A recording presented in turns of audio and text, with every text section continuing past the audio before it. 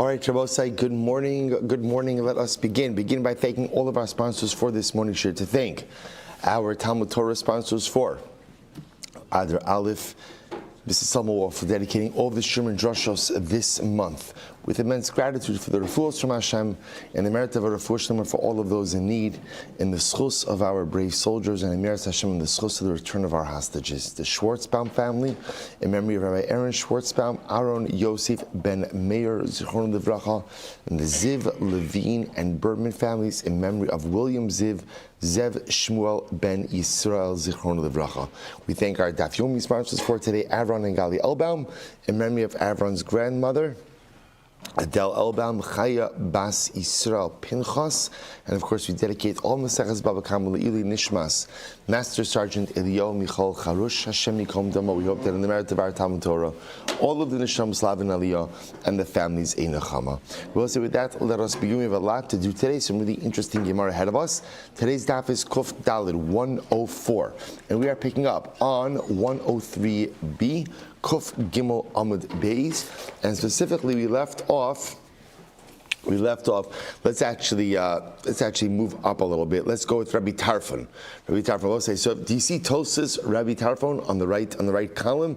If you literally just move your finger leftward, there you'll get to Rabbi Tarfon in the Gemara. Suppose we just reorient ourselves very quickly. We had a Mishnah. What was our Mishnah? I stole from Ruvain, and then I swore that I didn't stole, and then I admitted that I stole. So what's the halacha? I'm chayiv three things. What are the three things?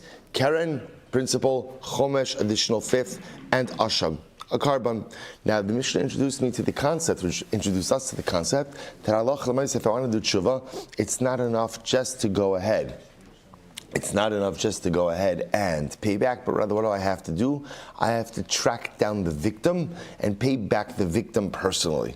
That's the goal. That's the goal. The Gemara just pointed out over here, the only time there seems to be an obligation to chase down the victim personally is when there was a false oath, when there was a shvuah. But if there wasn't a shvuah, it sounds like one could simply deposit the money somewhere. You know, with the victim's kid, the victim's shliach, Beis Din. Well, Beis Din, we'll see, always works. So the Gemara is trying to figure out whose opinion does that reflect. The Gemara aligned this with a machlokes between Rabbi Akiva and Rabbi Tarfon. Remember, again, this was the case if I stole from 5 individuals. Don't know exactly who I stole from, but it's one of the 5. Rabbi Tarfon says, drop and run. Drop and run, right? Drop the item in the middle of the 5 and then run. Let them fight it out.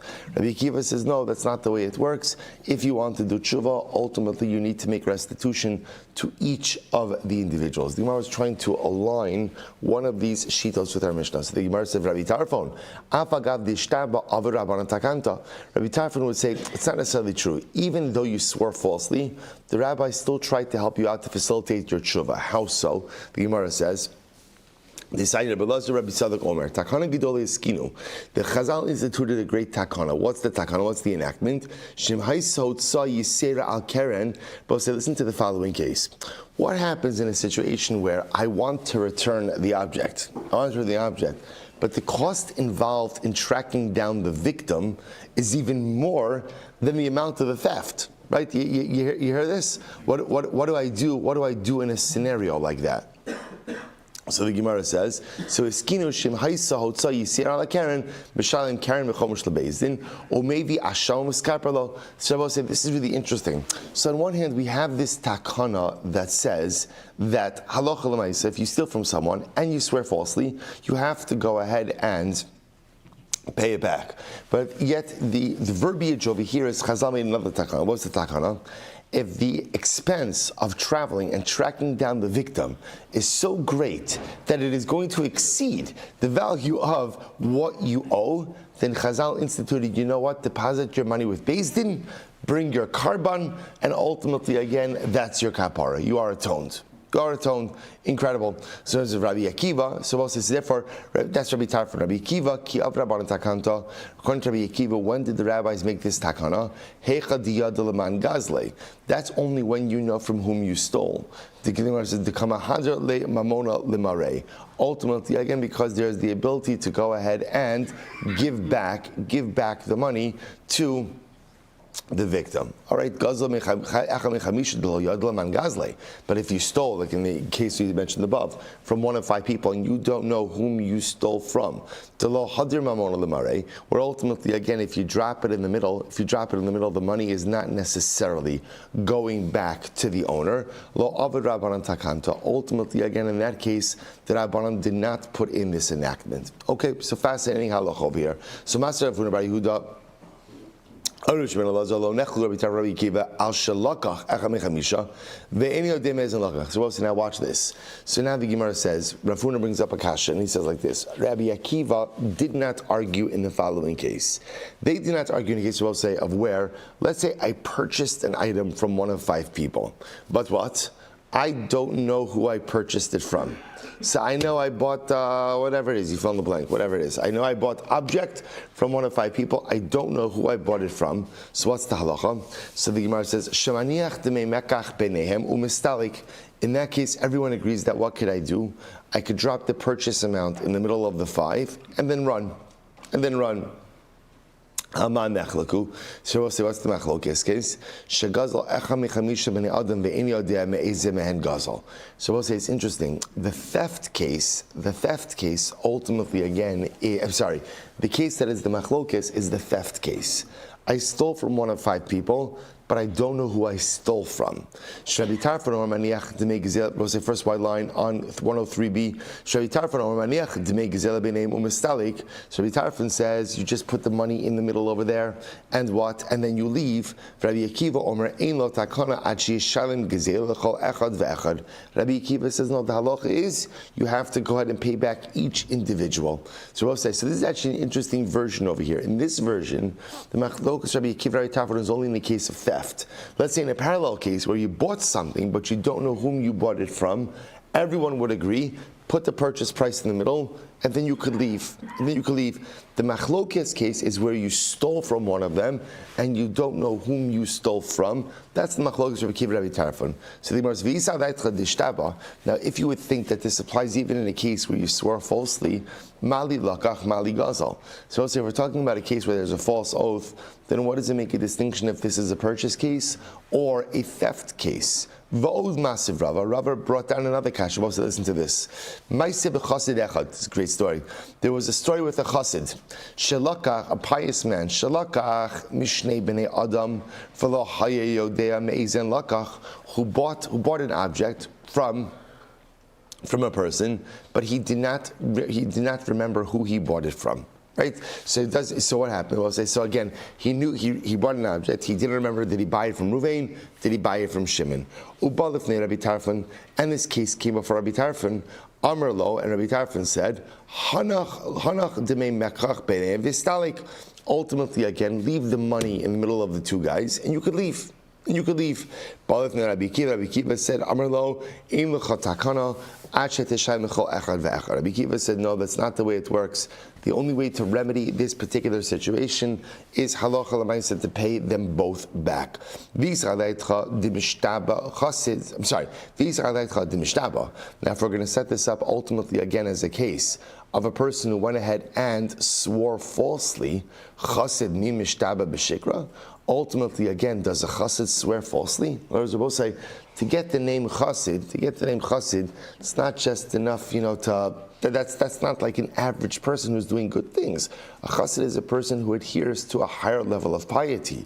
So ultimately, again, would a chassid be swearing falsely? Impossible. So this is incredible. Maybe he swore first and then became a chassid later. In other words, we'll say, so that's the Hamid. In other words, maybe, again, he wasn't the chassid at the time of the story. Bakshan, the good news, we'll say, what's the good news in this Gemara? Even if I'm not a chassid now, doesn't mean that I can't become a chassid later. So maybe at the time of the story, ultimately, again, it wasn't the chassid. The person wasn't the chassid, and later on he became a chassid, but he swore falsely. The Gemara said, Vaha. But yet the Gemara says, any time that we tell a story of a chassid echad, or Rabbi Yehuda ben Bava, or Rabbi Yehuda Rabbi Eloi. So we'll say, whenever the Gemara tells a story about a certain chassid, that always refers to one of 2 people, either Rabbi Yehuda ben Bava or Rabbi Yehuda Rabbi Eloi. Rabbi Yehuda ben Bava, Rabbi Yehuda Rabbi Eloi, chasidim d'mei kara havu. We'll say this is an absolutely wild statement. These men, Rabbi Yehuda ben Bava, Rabbi Yehuda ben Rabbi Loi, they were Hasidim from the beginning. From the beginning. What a dramatic and overwhelmingly beautiful statement. I will say, can you imagine about the Gemara being able to say that about you? That you're a person who was a chassid me'ikara. You were a chassid from the beginning. Now, what exactly that means from the beginning? From the beginning, that they obviously will say it doesn't mean that they never committed averus. Every person commits averus, and you could be a chassid even if you commit averus. By the way, definition of a chassid. Remember, we had this from our Ramchal days, right? Our Mesilas Yesharim days. Definition of a chassid is someone who exceeds expectations. Meaning, a chassid is someone who intuits what the will of God is, even beyond the stated obligations of the Torah, and tries to live his life in conformance with those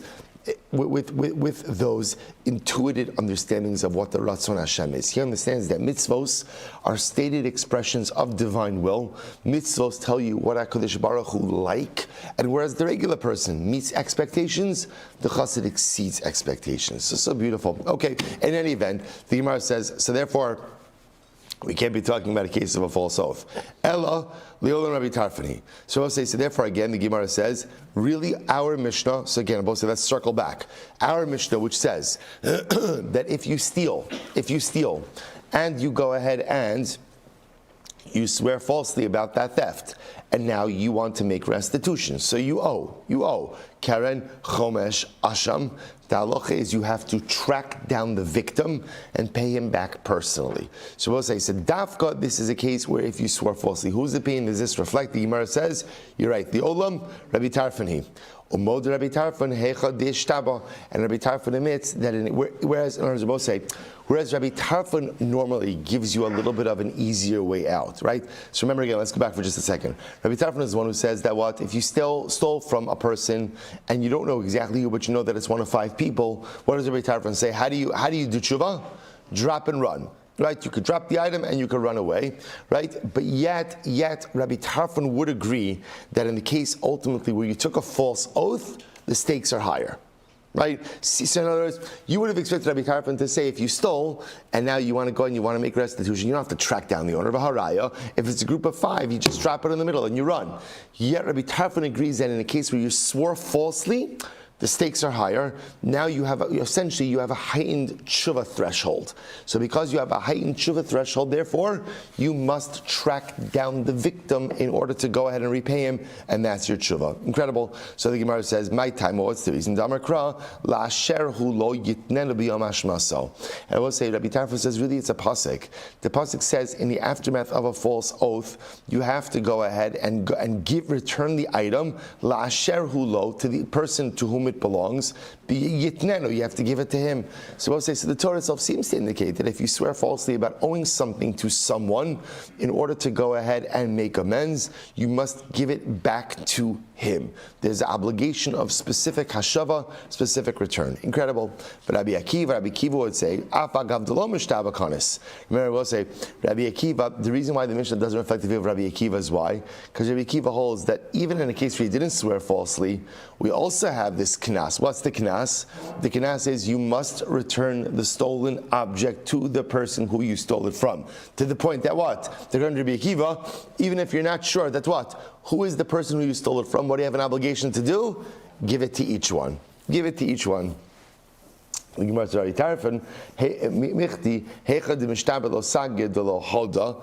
say, so now, okay, so therefore, we'll say, so this is where the Gemara is holding right now. Our Mishnah, which says that if you swear falsely, that you have to track down the owner in order to go ahead and do tshuva, that reflects the view of Rabbi Tarfon. Because Rabbi Akiva would say that even in a case where you don't swear falsely, you're still obligated to track down the owner to go ahead and pay him back. Fine. So Gemara says, now let's analyze. Rabbi Tarfon, Michti. Let's analyze this a bit. Heichad mishtabel lo sagid lo hoda. So both describing to Rabbi Tarfon, now the way we're setting it up, is if halacha l'maisa, is if you swore falsely. Now let's take this all together. It's not just swearing falsely that goes ahead and triggers the obligation to track down the owner. What is it? It's swearing falsely and admitting that you swore falsely, because it's the admittance that now makes you chayiv keren chomesh asham. So Rabbi Tarfon it wouldn't be enough just to swear if you didn't admit. So therefore, my area v'nishba.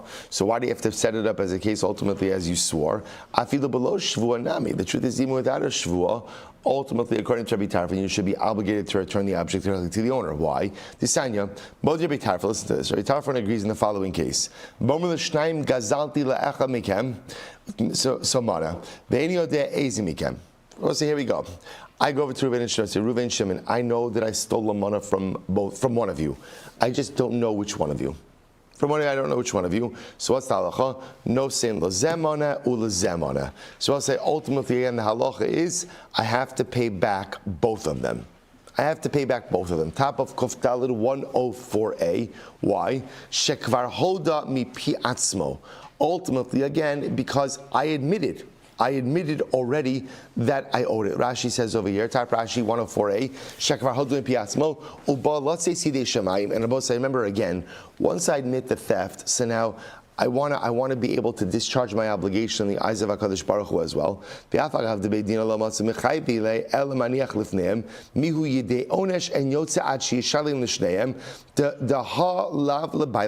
So we'll say, now watch this. So Rabbi Tarfon agrees in this case where I admit that I stole from one of them.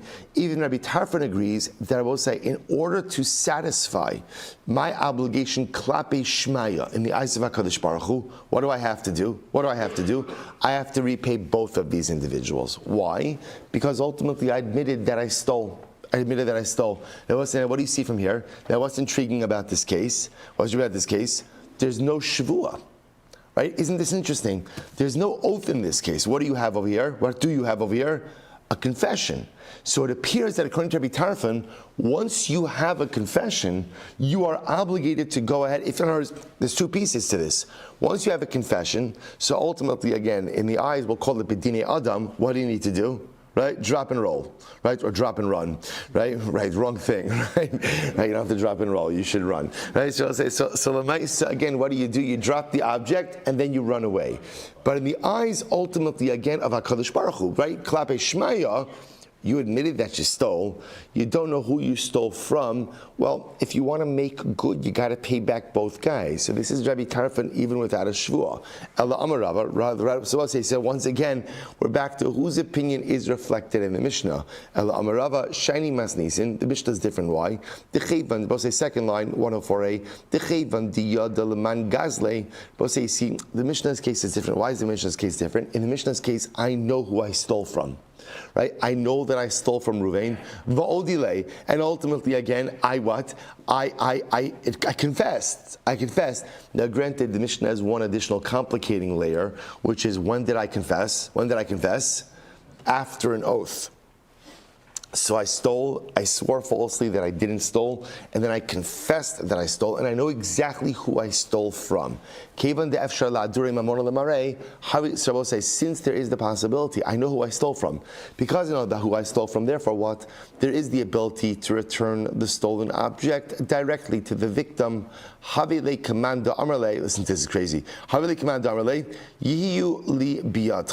So I'll say, now watch this. This is fascinating. Okay, watch this progression. Let's say when I steal from someone, and ultimately again I go ahead and I know who I stole from. I know who the victim was, and I admit that I stole from the person. So I will say, so in general, the way it works in halacha is, in that moment, it's as if the victim says, okay, I know you have my stuff, do me a favor, hold it for me until I can get it from you. Right? In other words, it's almost as if now the thief becomes the shomer. Right? And I both say, now this makes a lot of sense. Why does it make a lot of sense? Because Lamaise, here's what's fascinating. I steal from Ruvain, right? I admit that I stole from Ruvain. So now, I'm not going to be able to get it back to him that second. Let's say Reuven lives somewhere else, right? I can't get it back to him that second. The halacha wants to make sure that what? That I have responsibility for that item, like a shomer, right? Until I go ahead and I get it back ultimately to Reuven. So therefore it's fascinating because what happens now, the mechanics of this are that I admit that I stole. At that moment, Reuven says, okay, thank you for your confession. Appreciate your honesty. I'm going to deposit my object with you until I can get it back. till I get it back. So therefore, again, I now I'm still responsible as a thief. I'm responsible for it also, but I'm responsible for that object. Now watch this. The Gemara says, Hilchach nishba. And I will say in a case where I swore that I did not steal. Turns out that I lied and I confess. So even though technically speaking now that I admitted that I stole, so Reuven says, okay, hold on to it for me until I get back. So therefore again the Gemara says, Kevan debai kapara lo sagi adimati liyadei. Ultimately, I'm going to say, since I now need kapara, there's an additional layer over here of a false oath, so it's not, the kapara is not complete until when? Until ultimately, again, I get the object back to his hand. So we'll say, see what's happening? It's actually quite fascinating. In a general situation, what the Gemara seems to be suggesting over here is, if I steal, and I confess that I steal, there's a certain element of my kapara, of my atonement, that has already taken effect because I confessed. Right? And therefore, again, halacha l'maaseh, the object remains with me until someone can get it back to the owner. In a case where I stole and I swore falsely, swearing falsely adds an additional level of liability that is not remedied until the object is returned to the hands of the owner. So because of that, there's an immediacy in my obligation to return the object in order to affect my own kapara. So the Gemara says, ha lo ishtaba. So therefore, again, if I didn't swear falsely, havi gabe pikadon, it would be treated like a pikadon, like a deposit, ad da'asi v'shakele, ultimately again until the individual came and reclaimed it. So I will say this is really quite fascinating. So what the Gemara seems to end up saying is as follows: that the truth is there's something different going on over here. It's not even as much rooted in Rabbi Akiva and Rabbi Tarfon, which is an interesting machlokes by itself, but rather again, I both say swearing falsely adds an additional level of liability in a theft case. The way it works in a regular theft case is, I steal from Reuven. If I admit that I steal, okay, I now have to pay back the object, maybe even kefil, depending on what the situation is. But I both say, but now the way it works is, I am required to watch that object until somehow I'm able to get it to Reuven, or Reuven's able to get it to me. But what's interesting is the confession itself provides some level of kapara, some level of atonement. In the case where I stole, I swore that I did not steal, then I admit that I swore falsely, that additional level of liability cannot be remedied until when? Until I actually return the object. Therefore, because that level of kapara is not affected until I return the object, therefore what does the Mishnah say? I am obligated to seek out the victim in order to return the object and complete my kapara. Absolutely incredible. Let's go back there. Itmar, shliach shaso be'edim. Supposedly, this is another really interesting case. All these cases are related. I make a shliach, I make an agent in front of witnesses. Now, what's the situation? Look at Rashi. Rashi's almost right across. Shliach shasa be'edim. Reuven shish lamos biyad Shimon. Suppose they watch this. Reuven lent money to Shimon. Now this is not a theft case right now. This is a lending money case. So Reuven lent money to Shimon. Umina shaliach be'edim lekablam hemenu v'nasnul. So we'll say now watch this. Do we just play this outside for just a second? In general, if Reuven lends money to Shimon and now Reuven wants to get paid, so we'll say the issue is if an intermediary is appointed to go ahead and collect the money from Shimon and bring it to Reuven, Shimon has to be very wary of that. Why? Because we'll say, what happens if something happens to the money on the way back from Shimon to Reuven? Right? Shimon wants to know that if he gave that money to someone for the sake of repayment, he's done. He's done. He doesn't want to be on the hook for it. So I'll say, so now watch this case. In this case, Reuven lent money to Shimon. Now, Reuven appointed a shaliach in front of witnesses to go and collect the money from Shimon and bring it back to Reuven. So we'll say, so now what's the shaila? What's the status of that witness? Rav Chisda says, Havi shliach. Rav Chisda says it works. So we'll say, what does it mean it works? What it means is that once Shimon gives the money, Shimon is the debtor, right? Once Shimon gives the money to that shaliach, Shimon is done. It's as if Shimon has paid back Ruvain, and if something happens to the money in transit, Shimon is not responsible for that. That's what it means, Havi Shaliach. Okay. Rabbi Amarav says, no, lo Havi Shaliach. Rabbi says, no. Doesn't work. In fact, again, Shimon is responsible for that money until when? Until that money actually gets back to Ruvain's hands. And if something happens with Shaliach on the way back, Shaliach is robbed, right? Shaliach loses the money. In those cases, Halacha L'maisa, Shimon will still be on the hook. All right, so let's go on over here. So remember again, Rav Chisda says this works. This is right, because remember, what is Ruvain doing? I will say, what is Ruvain doing? Ruvain is appointing the shaliach in front of the witnesses. Right? Why is he doing that? To show that this guy is an extension of me, right? To show that this is a bona fide shlichus, and therefore, again, Shimon, when you give the money to Ruvain, when you give the money to shliach, you're done. Rabba Amar Lo Havi Shliach, listen to this. Rabba says, no. That's not what's happening over here. So Ruvain, when he appoints the shliach in front of the witnesses, is not appointing him as a bona fide shliach, so that when Shimon gives him the money, ultimately, again, Shimon is off the hook. Rather, what is he doing? Hachi Kamar. Here's what Ruvain's saying. Inish mehemnehu. This guy, the shliach, he's a solid guy. Isamchis samach. So Shimon, if you want to rely on him. And if you want to go ahead and send it back with shaliach, you have the ability to do so. So Rabbi said, listen to this. Essentially, it's fascinating. What Rabbi is saying is, when Reuven appoints the shaliach in front of witnesses, it's kind of like a character reference. He's saying, listen, this guy is a good guy. Shimon, really, it's on you to get me that money. Right, you have to pay me back the money, so you really should go ahead and travel to me and give me the money. If you don't want to travel to me, listen, I could recommend this guy Shaliach. He's a solid guy, I know him for a long time. He's a good guy, it's character reference. But but this Shaliach, it's not me. It's not Ruvain. So in order, if you would like to use him, that's your choice, but understand you bear responsibility. And so if something happens to that money in transit, at the end of the day, Shimon, that's on you. That's on you and not on me. I'm just telling you, I've used this guy before as a courier.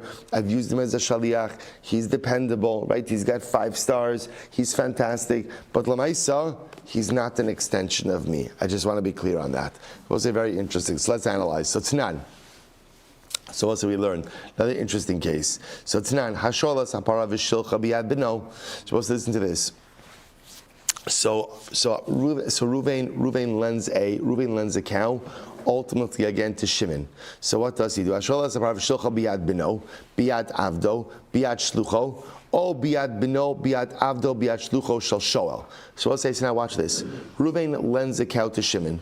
Ruvain sends the cow to Shimon, right, with Ruvain's son, with Ruvain's Eved, or with Ruvain's Shaliach. Or for that matter, Shimon, who's the borrower, right, sends his son, his Eved, or his Shaliach to go ahead and retrieve the cow. And what happens? In transit, the cow dies. So Mesa, ultimately, again, the cow dies in transit. So what's the halacha? Pater. Ultimately, I will say in these cases, the borrower is going to be pater. It's going to be pater. So we'll say let's analyze a little bit. Now Rashi says over here pater telo Kamma b'shus shoalis chay ba'unsim ad shiyomer lo mipiv l'shalcha lo b'yad b'no. So we'll say, so we're going to see what's missing in this particular case over here is there was no explicit instruction from the borrower to the lender to send the animal to him this way. Right? So in other words, Reuven has agreed to lend the cow to Shimon. There was never any. Well, let's see in the Gemara. Hi shlucho. So we'll say. So now the point over here is whether Reuven the lender is sending the cow in the hand of. Now the first case is obvious, right? If Reuven is sending it in the hands of his son, his Eved, his Shaliach, that means that, and it dies in transit. That means what? It was still in Reuven's Rishos. It was with his people, right? The Chiddush over here is that if Shimon sends his son, his Eved, his Shaliach to go ahead and get the cow, and the cow dies in transit, Shimon is still pater. Shimon is pater. So Mara says, wow, that's interesting. What's the case? Hai shlucho echidami. So we'll say, what is the case where Shimon the borrower is sending his Shaliach to retrieve the cow, and the cow dies in transit? What's that case? Hai shlucho Echidami. So we'll say, if it's a case where Shimon did not appoint the shaliach in front of witnesses, then how would anyone know that this shaliach is really the shaliach of Shimon the borrower? Ela da'asa be'edim. Rather, it must be that what? Shimon appointed the shaliach in the presence of witnesses. He did in presence of witnesses, and yet what do you see? The katani de pater. And ultimately, we'll say, so watch this. Even though Shimon the borrower appointed this shaliach in the presence of witnesses, you still see that what? This shaliach is not considered to be an extension of Shimon the borrower. So therefore the Gemara says, Kasha the Rav Chisda.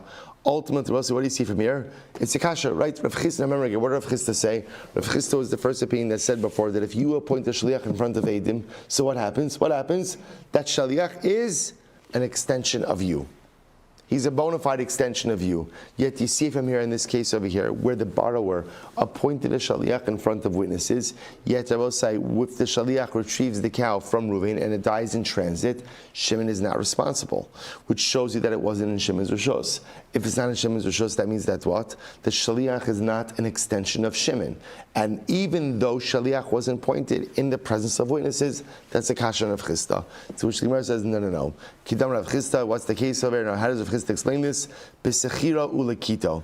We'll say it's actually interesting. The shaliach over here was not someone who was appointed in front of witnesses. Rather, again, the shaliach over here was someone who often does things for Shimon. Literally again, schira ulekito, Rashi says over here, lekito, shelakto etzlo lador imo bebeso, litzav sab ba'alma. So we'll say lekito means he's a guy who lives around Shimon's house, ultimately helps him with stuff.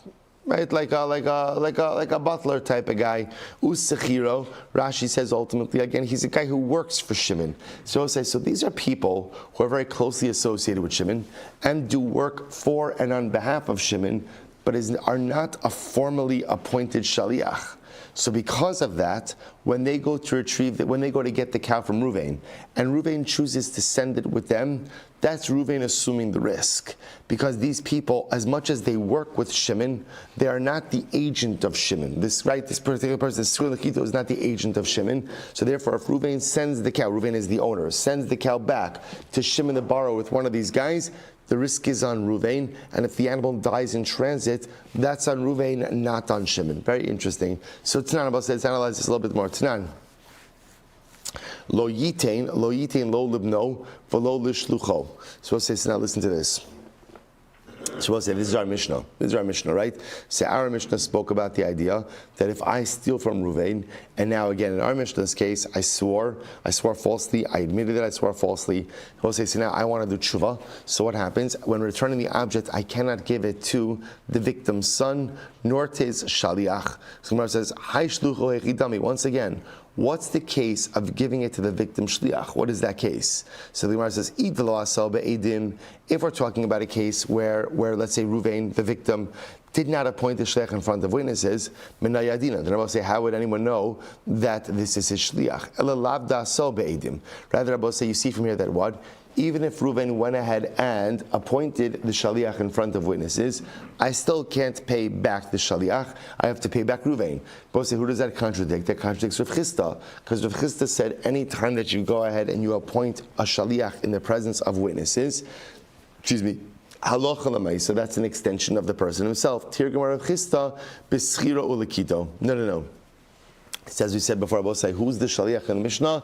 Schiro lekito. The guys who often work for Reuven, right, to live by Reuven, but are not a formally appointed shaliach. Aval, shliach shasa be'edimai. But I will say, what would be if halacha l'maisa, Reuven, the victim, had appointed an actual shaliach in the presence of witnesses? Hachanami dahavi shliach. Ultimately, again, then that person would be a bona fide shliach. So I will say, if Reuven, the victim, were to appoint an actual shaliach in the presence of witnesses, I would be permitted to pay back that individual because that individual is considered to be an extension of the principal himself. So Gemara says, if that's the case, adatani seifa, aval nosin hu l'shliach bezdin. So I'll say, if that's the case, then when the end of the Mishnah says that if I can't, for whatever reason, track down the victim, that I could go ahead and give the stolen money back to the shaliach of Beis Din. If that's the case, liflog v'lisnei b'didei. But instead of introducing a new case, why don't you instead go ahead and qualify the first case? Say as follows: Shliach shasa be'edim. So I'm sorry, liflog v'lisnei b'didei. Shliach shasa be'edim. Hachanami dahavi shliach. So we'll say. So why don't you say the following? Why don't you say like this? When can't you go ahead and return? So I'll say, if I steal from Ruvain and I now swear falsely, and then I admit it, so now I have to pay back Karen and Chomesh. So the Mishnah says you have to give it directly to the owner, and you can't give it to a shliach. Why don't you say in the Mishnah, when is it true that you can't give it to the shliach? That's only a shliach that wasn't appointed in front of witnesses. But a shliach that was appointed in front of witnesses, then you could return the stolen money back to that individual. To which the Gemara says, Amri lo psikale. Here's what I will say. The problem is the Mishnah doesn't quote it because it's not an absolute ruling. How so? Shliach Beis Din lo shna asal nigzav lo shna asal gazlan havi shliach psikale. Havi shliach psikale. So here's what's interesting. When you utilize Beis Din as a shaliach, so we'll say, now watch this, whether the thief or the victim appointed Beis Din as the shaliach, ultimately again to receive repayment of the stolen object, it works. Doesn't matter who appoints Beis Din. However, we'll say, therefore, again, in that, because that is an absolute ruling, that's why the Mishnah stated it. However, shliach shasal be'edim, but also when it comes to a shliach appointed in front of witnesses, techi asal nigzal hu dahavi shliach. So we'll say, if the victim appointed that shliach, it works. So the Gemara says, asal gazlan lo havi shliach. I will say, but if let's say the thief were to appoint a witness in front of, were to appoint a shliach in front of witnesses to work on behalf of the victim, that wouldn't work. Therefore, lo psikale. Therefore, the Mishnah doesn't include it. In other words, the Mishnah only likes to include absolute rulings, doesn't like to go ahead and include qualified rulings. So the Gemara says, "Ula fuke mihai Tana." And Bava says this comes to exclude the following ruling of the following Tana. Which Tana? Bava says the Gemara says, "Rabbi Shmuel Silber Omer shliach Beis Din shaso nigzal v'lo aso gazlan." So we'll say if you have a shliach Beis Din that was appointed ultimately by the victim but not by the thief, or aso gazlan, right? Oh, shaso gazlan, or ultimately the thief appointed him v'shalach halav v'nata l'shalom miyado, and then ultimately again the victim sent a shliach to go and collect the item, ultimately potter. So I'll say, so halacha l'maisa, it comes to exclude this opinion of Rabbi Shmuel Silber, who holds that ultimately, again, you really need both parties to go ahead and be involved in order to appoint a shliach with Beis Din. So I'll say, so good. Let's pause here for just a second. So what do we have? So first thing I'm about to say, you should just know, we paskin like actually, we're not really finished yet. Let me go a little bit weiter. A little bit weiter first. So the Gemara says, Rabbi Yochanan, Rabbi Lazar, Rabbi Yochanan, Rabbi Lazar both hold shliach shasal be'edim havi shliach. That halacha l'maisa, if you make a shaliach in front of witnesses, it works. Or I was about to say, what does it mean it works? What does it mean it works? That the person who appoints that shaliach essentially is making that shaliach an extension of himself. Or I was about to say, like the position of Rav Chisda. Like the position of Rav Chisda. I v'im tomar Mishnah senu. But then what about our Mishnah? Because our Mishnah says that the thief cannot return the stolen object to a shaliach. What do you do with that? B'mamtzi lo shaliach. So I will say ultimately, again, that's a case, interestingly enough, the case the Mishnah will say is where ultimately, again, the victim kind of presents the thief with an opportunity for a shaliach. What does that mean? Listen to this. Damrele is li zuzi gabe planya velo kameshader lehu is chazile dilma inchi hu delo mashkech leshadurele. So I will say this is very interesting. So I will say the case could be the following situation where I stole from Ruvain, and what happens? Ruvain says to shaliach, do me a favor, Silber owes me money. He hasn't paid me back yet. Maybe it's because he doesn't have a courier. So why don't you go ahead, go introduce yourself to Silber, give him a shalom aleichem, tell him that you know me, Ruvain, and maybe he'll send back the money with you. So both say that's much more of the victim kind of presenting the thief with an opportunity to transport the money, but is not formal shlichus. Inami, the other possibility is kid Rav Chisda b'schiro likito. The other possibility I will say of ultimately again of the Mishnah is talking about a situation where what? Where Allah Lamaisa, it's not the formal shaliach of the victim, rather it's schiro likito, right? The guy works with him, the guy lives with him, but it's not a formal shaliach. So I will say, so let's pause here for just a second. So here's what we have, I will say. What we have, number one, is just the basic ruling of the Mishnah. What's the basic ruling of the Mishnah? I stole from Ruvain, I then swear falsely, and then I admit. What's the halacha? Chayiv 3 things. What are the 3 things? Number 1, Keren, Chomesh, Asham. Both side the Mishnah says, in order for me to have tshuva, right, to achieve tshuva, what do I have to do? Return the object directly to the victim. Directly to the victim. Even though under normal circumstances it seems to be without the shavua, ultimately I wouldn't have to, but Allah might say here, because I took a false oath, there's a heightened level of behavior necessary in order to achieve kapara. The Mishnah explicitly says, I cannot give it to Ruvain. Ruvain is the victim. I cannot give it to Ruvain's shaliach. So I will say, so now interestingly enough, how are we setting up that case? So I will say, so I'm just going to bring this all together. It's if Ruvain, the victim, were to appoint a real shaliach, then I will say, what does it mean to appoint a real shaliach? What does that mean? What's involved in appointing a shaliach? You appoint this person in front of witnesses. You are my shaliach to execute things on my behalf. So I will say, what is the status of such a shaliach? What is his status? He's an extension of me.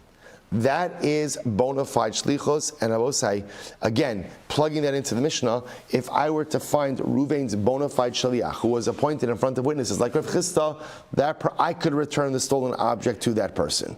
Therefore, when the Mishnah says that I, the thief, can't give it back to the victim shliach, that's talking about one of 2 cases. Either schira ulekito, which is a person who looks like a shliach, but what do I say? Looks like a shliach because he's always with Ruvain, and he's helping Ruvain with stuff and doing stuff on behalf of Ruvain, but he's not a shaliach. Or where the victim, told shaliach, go and present yourself in front of thief, because maybe he needs a courier, but it's a courier service, it's not an actual shaliach. But I will say, but halacha l'maisa, if Ruvain, the victim, were to appoint a real shaliach in front of witnesses, that person becomes an extension of the victim himself in accordance with the Psak of Rav Chisda. Incredible. Amr Yehuda Meshua. Both says, Amr Yehuda Meshua. Amr Beis. 104b. Ein Meshalchen Mos B'diyukni Ba'afilu Eidim Chasum Alav. So both say, this is another interesting case over here. So we'll say, once again, this is now not a theft case. Imagine the following scenario. I go ahead and I deposit money with Ruvain. I deposit money with Ruvain. Okay, and both say, now I want to get it back. I want to get my deposit back. So what do? I go ahead and I send the shaliach, and I send the shaliach. Now I will say, now remember, right? Just let's play this out, right? So I send the shliach to Ruvain to go ahead and retrieve my money. So I'll say, so now what's the problem? Guy shows up at Ruvain's house, says, here, I'm here representing Silber, I'm Silber shliach, give me back the money. If you're Ruvain, you're gonna say what? Get out of here. I don't know you, right? And I'm not giving you the money, because if it turns out that you're a fraud, then I'm on the hook again to repay the money to Silber. So I have this all thought out. What do? I go ahead and I give him like a Shmuel Silber seal, right? I have a seal, a stamp. I give it to shliach. I say, shliach, present this. Now you are a credentialed shliach, because you're coming with Silber's seal. Look at Rashi. B'diyukni, Rashi says, Masala ba'al pikadon shliach simanin v'kasav lo chosmo b'igeres. So I go ahead, I appoint the shliach, and I give the shliach like my signature or my seal. Umasralo v'amar lo lech v'Yisrael leploni v'itin l'chamos sheish libiyado. So I give shliach, some type of signet or some type of seal. This shows that he's really coming on my behalf. So I will say, what's the halacha? So the Gemara says, Rabbi Yehuda says the name of Shmuel, that this doesn't work. This doesn't work. In other words, that Ruvain, who's holding onto the pikadon, should not go ahead and give the money to this guy, to the shaliach, because that's not being credentialed enough. But even if it has my seal, and there are witnesses that are signed beneath my seal, ultimately, again, Ruvain, the person holding onto the deposit, has a right to say, no. Not going to give it back. Not going to give it to this guy. Rabbi Yochanan says, Rabbi Yochanan says, listen, maybe the seal by itself is not enough, but if the shaliach shows up with the seal and there are witnesses signed on it that say this is Silber seal, ultimately, again, the person holding onto the pikadon absolutely should return to the shaliach. Okay, so Amri the Shmuel, my takanta. So we'll say, so now, we'll say, this is actually pretty interesting. So according to Shmuel, we'll say, so how is it that I could retrieve my money via a shaliach? So we'll say, watch, you hear what's happening over here? Right? I went ahead and I deposited money. And by the way, we'll say, it doesn't matter if it's a deposit or a loan, whatever it is. In other words, but I deposited something with Ruvain. Now I want it back. I don't want to go to Ruvain myself. So again, I think I have a great idea. I appoint the shaliach, and I give him, my seal, Shmuel Silber seal, and now there's even witnesses signed under the seal that it's my seal. And yet Shmuel says, no, that doesn't really work. In other words, Ruvain has the right to say, I'm sorry, but I don't trust this setup because I'm afraid that if I give you the money and something happens in transit, that I'm going to go ahead and be on the hook. So Ruvain has a right to refuse to give the money. So according to Shmuel, so what does work? Tell me what, Gemara says, tell me what does work, because here we can't have a situation, Rabbi say, where I'm going to have to travel to Ruvain to get back my money. It doesn't make any sense. I have to be able to somehow affect this through a shlichus. So I was supposed to say, so the Gemara says, Rabbi say, in life, in general, it is always easy to point out problems, right? If you want to be a successful person in life, pointing out problems is not the key to success. Be a solution-oriented individual. Okay, there's a problem, I got it. What do you want to do? What do you want to do? I both say, my takante is such a good mantra for life. We have my dahava hava, that's always number one, right? And number two is my takante. Good. There's a problem, what's the solution? What's the solution? We can talk about why it's a problem, how it's a problem, it's always going to be a problem, it's always been around, whatever. My takante, what's the solution? How do we navigate through this? So the Gemara tell you, Rabbi Abba have masik zuzi b'Rav Yosef bar Kamma. This is this interesting case. It's so interesting. Rabbi Abba lent money to Rav Yosef. Rabbi Yosef bar Kamma. Okay. Amar le Rav Safra. Shabbos says, now watch this. So Rabbi Abba, who's the lender, said to Rav Safra, Bahadi de asis, when you go to visit Rav Yosef bar Kamma, do me a favor. I sinu nehile, bring the money back to me. Okay. Pretty straightforward. Ki azala Hasan, Shabbos said Rav Safra went to visit Rav Yosef bar Kamma, the borrower. Amar le Rava Bere. So now listen to this. So now Rav Safra asked Rav Yosef bar Kamma for the money back, right? He said, here, listen, I'm here representing Rabbi Abba, give me the money, and let me take it back to the lender. So I said, listen to this. Rabbi Abba's son, Rava, intervened. His mikasav l'cha his kabalti. So do you have a shtar? Do you have a document? Do you have a document from the lender? From Rabbi Abba that says, his kabalti, in other words, that halacha l'maisa, that if my father gives you the money, if he pays you back the money, do you have a shtar that essentially says, giving the money to you, Rav Safra, is as if Rabbi Abba has received it? In other words, the son, Rav, is saying, listen, Rav Safra, it's not that we don't trust you, but if my father gives you the money, do we know with certainty that he has fulfilled his obligation and he's done? In other words, do you have a piece of paper or a document that says you are the bona fide agent of collection? And once you receive the money, it's as if Rabbi Abba, the lender, has received the money. Amar le, lo. Rav Safra said, no, to be honest, Rabbi Abba just asked me the next time I'm in town, and I see ultimately again, and I see your father, Rav Yosef bar Kamma, that I should collect the money, but I have no such document. So the Gemara says, Amar leilo, ihachi zilbarei shaviyichtov l'cha his kabalti. So Rava says, I'm so sorry, but we're not giving you the money until you have that document. Again, I will say, by the way, makes perfect sense. It makes absolutely perfect sense. So we're just saying it's not a question of trust. It's a question of we can't be in a situation of paying back the money, giving you the money, and yet still being responsible if something happens to the money. Amrale, lo, so he says, Ihachi, Zilbarei Shaviyichtov l'cha his kabalti. So Rav Safra, why don't you go back to Rabbi Abba, and go ahead and just get this document that says that halacha l'maisa, giving it to Rav Safra, is as if I, Rabbi Abba, have received the money. L'sof Amrale, so both listen to this. So then Rava the son said, the truth is, The truth is, even if Rav Safra would write to you his kabalti, it's as if this person received it. I'm sorry. Even if Rabbi Abba wrote to you Rav Safra, that when it comes to Rav Safra's hands, it's as if I, Rabbi Abba, the lender, received it. That's not going to be enough either. Why? Dilma ad asis shachef Rabbi Abba v'naflo zuzei kami yasme vis kabalti Rabbi Abba lav klumu. But say, watch this. Rabbi Abba apparently was an older man. So therefore, again, what Rava, the son of Rav Yosef, was concerned about was like this. Rav Safra, even if you go back to Rabbi Abba and you get a document that says, when you Rav Yosef pay back the money to Rav Safra, it's as if I, Rabbi Abba, have received it. The concern is that by the time repayment happens, what's going to happen? Rabbi Abba died. If Rabbi Abba died, Rabbi Abba is no longer the owner of the loan. Who's the owner of the loan? The Yarshim, the inheritors. And therefore that document essentially is meaningless. In which case Rava says, my father, Rav Yosef, is still on the hook for the money. So Amrle ve'alamai takanta.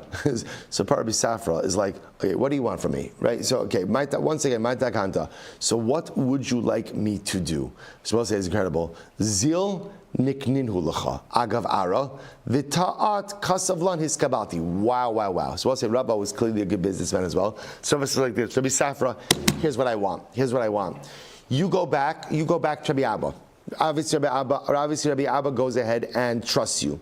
Rabbi Abba should be makneh the loan to you of Safra.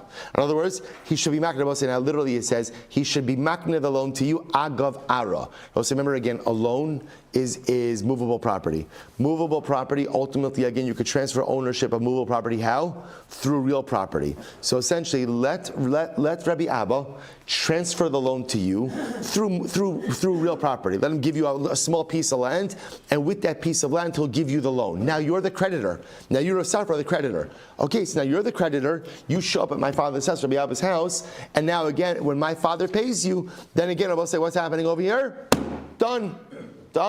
You're the owner. Now listen, obviously this only works if what? This only works if there is a sense of trust, ultimately again, between Rav Safra, ultimately again, and Rabbi Abba. But this is the way to do it. And then we could feel secure, ultimately going ahead and repaying the debt. We can feel secure repaying the debt. Incredible. It's fascinating. So let's listen to this. As Rav Papa lent 12,000 zuz bechozai to a person in bechozai.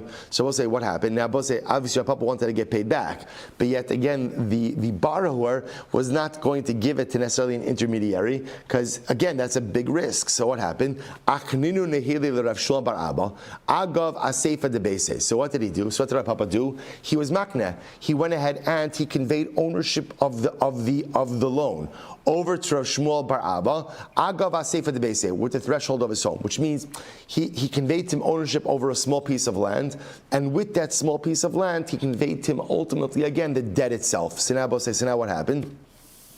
So now Rav Shmuel bar Abba went to collect the debt. Ki asa nafik lape atavach. I will say ultimately Rav Papa was so happy, right? When Rav Shmuel bar Abba came back, because Rav Shmuel bar Abba came back with the money, he went out to greet him at tavach, all the way out. In other words, he went a far distance to greet him because he was so happy. So I will say, what comes out from here is something really interesting. Let's say we take it for granted. So today, somebody does something on your behalf, even if you're not there geographically, the ability to corroborate this is easy. I will say, but this is so fascinating, right? So here in these cases like this, Rabbi Abba lent Rav Yosef all of this money. Rabbi Abba wants to send Rav Safra to go ahead and collect the money. The problem is a liability issue. Or a responsibility issue. So Rabbi Abba wants to repay the money via Rav Safra. The problem is, if he does so, who has responsibility in that moment? So obviously, I'm going to say, if halacha l'maisa, it's going full circle, if halacha l'maisa, creditor appoints an agent in front of witnesses, then that's a bona fide shlichos, assuming that what? Debtor knows that occurred. But if debtor doesn't know that occurred, he has no idea to know what, so then what do? Creditor could essentially transfer the debt over to Shaliach. Shliach becomes new creditor. New creditor shows up to debtor. Debtor pays back new creditor. Debtor is now done. And Shaliach, new creditor, then comes back and gives back the money ultimately to old creditor. I will say, stop over here for today. Tremendous shkoyach. What a day. All right, Chevron Zoom, have a great day, everyone.